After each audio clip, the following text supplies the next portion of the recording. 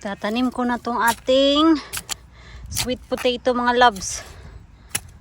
So madalian mga palangga kasi umuulan na. Ay nako. Come on.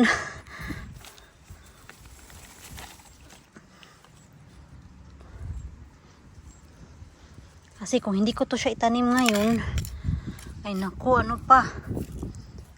Medyo matagal-tagal pa yung day off ko.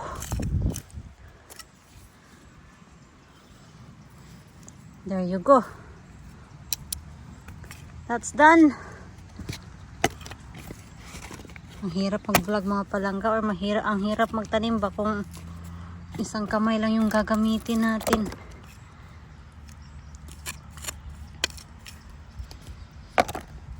Right, let's go.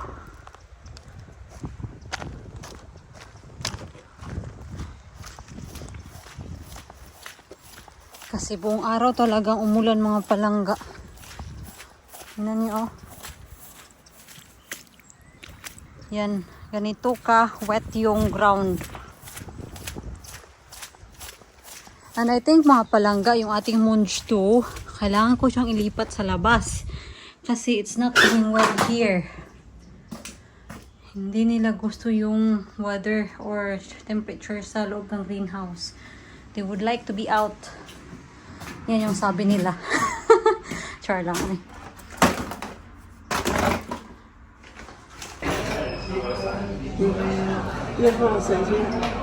There's a black and white one, and it's bad tempered. Yeah, I know, but you did the print or putting it on mine, and you just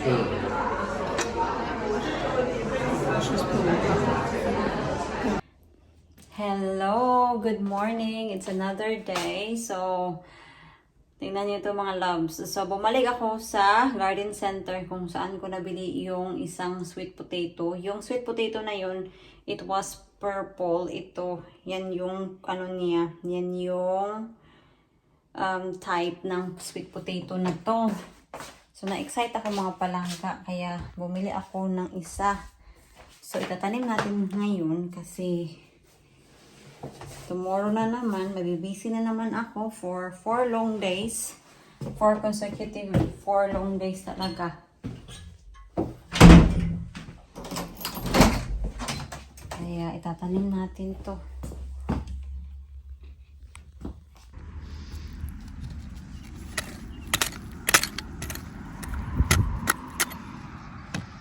Yan na siya mga loves, na itanim ko na. Yan. So ito yung ito yung isang klase ng sweet potato na nabili ko last week. So kung napapansin nyo, yan, medyo yellow siya. Kasi yan yung klase niya. Alam nyo mga palangga, yung mga tinanim ko dito, nag-yellow. Ewan ko lang. Itong runner beans natin, yellow. Yan, I just don't know why they are like that. Nilipat ko din pala yung munch 2 natin mga palangga. Yan oh. Kasi sabi ni Mr. na mas mabuti na ilagay siya sa labas. So we'll see kung they will survive in here. Tingnan nyo yung apple natin. Ang daming bunga. Ito yung cooking apple natin. Yan.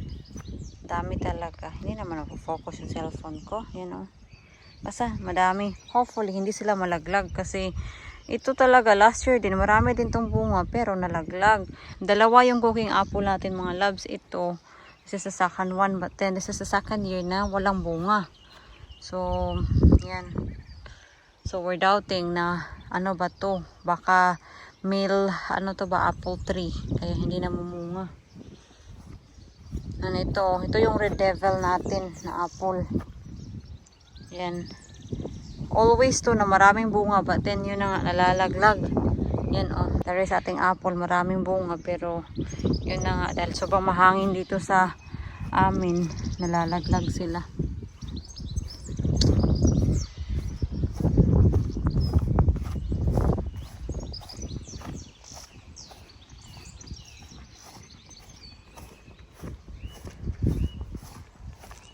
Ang gagawin ko dito mga palangga, itong eggplant natin dahil nagilo. Yan.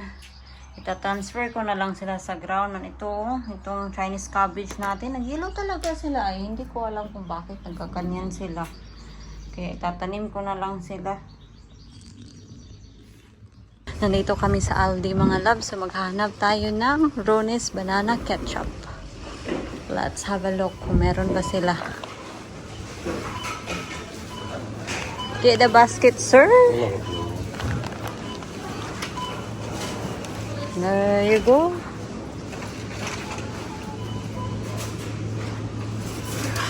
Would you like a chicken wings? Do they have blueberries? Where are there blueberries?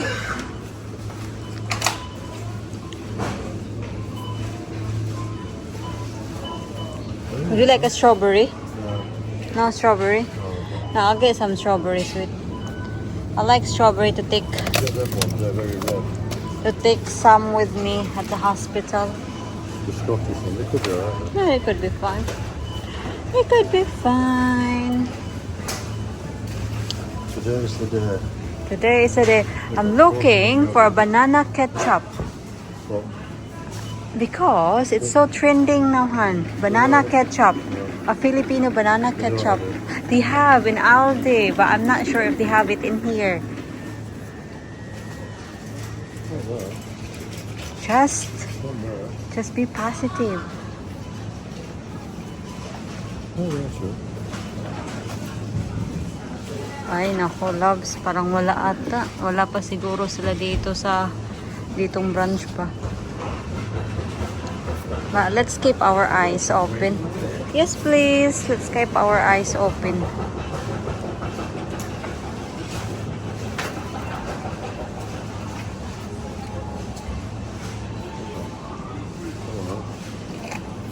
Korma.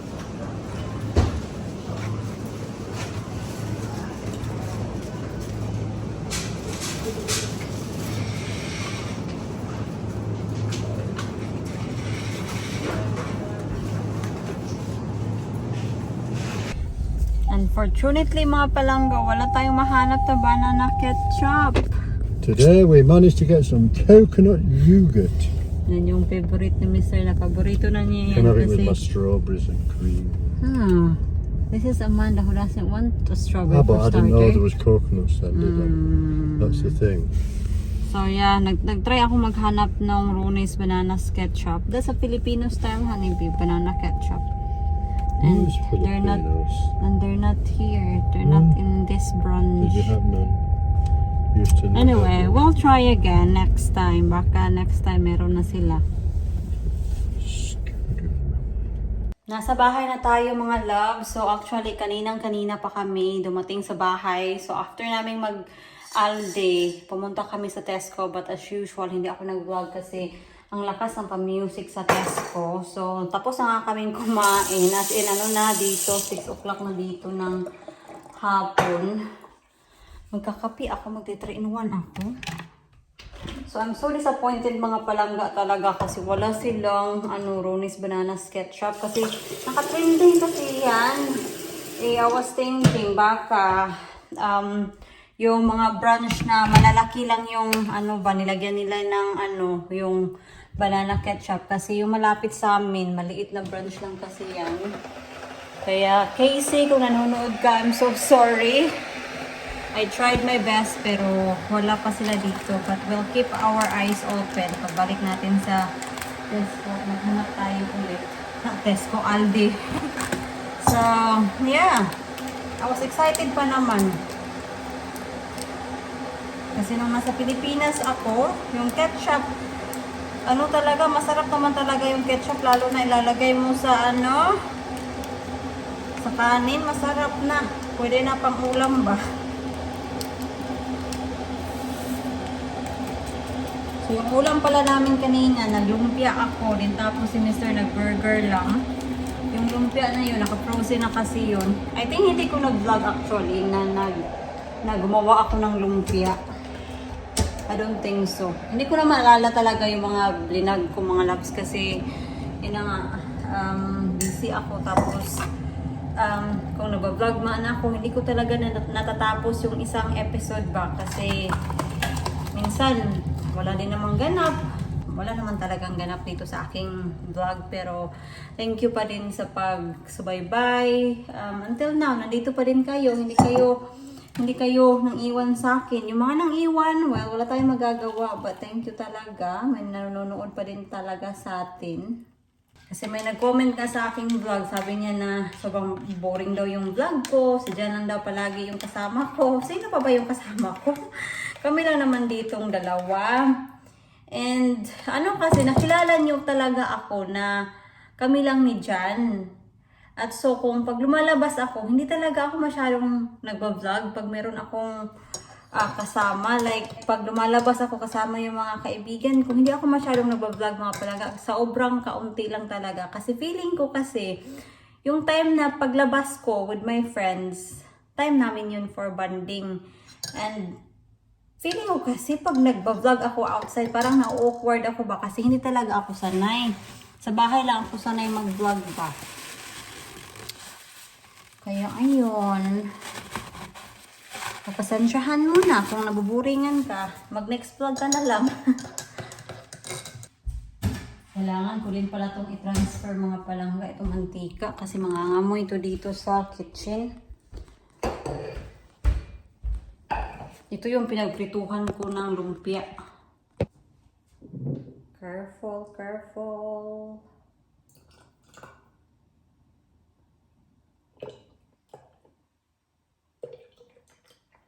Sayang kasi tapon lang ba. Kaya we will use this over the time. Si Mr. hindi siya fan na gamitin yung oil ng ilang beses. Okay lang sa kanya, mga 2 beses, okay na. And then itapon. Pero para sa akin, kung hindi pa maitim yung mantika, pwede pa yan mga palangga. I'm so sorry, but ganun ako, nasasayangan talaga ako na itapon. And okay pa naman to.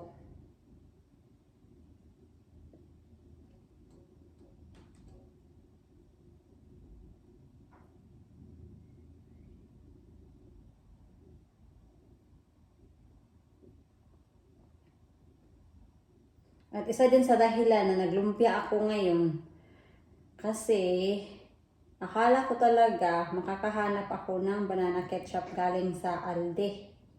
Iwala. So, ang ginamit ko na lang is yung sweet and sour na nabili ko sa Aldi.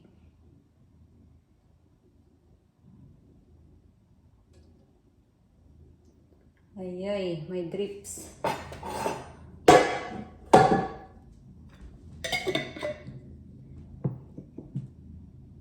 Yan. Di ba marami, di ba?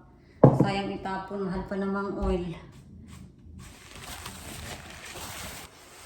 Ipahira natin. And then, ilagay natin sa dishwasher. Tomorrow ko pa tuturn on yung dishwasher sa mga pagising namin kasi yun na nga, as I said before, yung kuryente dito, yung rate sa kuryente dito, mas mura siya pag morning.